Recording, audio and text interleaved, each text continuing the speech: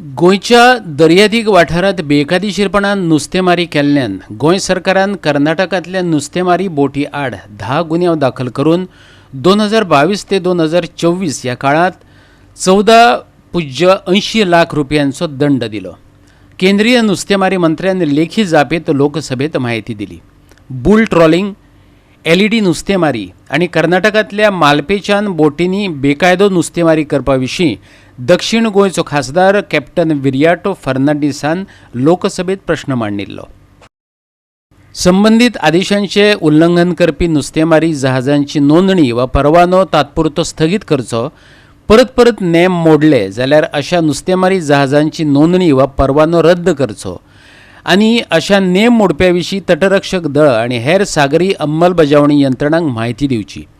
त्या नुस्तेमारी बोटींचेर कारवाय करपाचे निर्देश दिवपाचो सल्लो दर्यादेग राज्यां आनी संघ प्रदेशाक दिला अशें जापेत म्हटलां.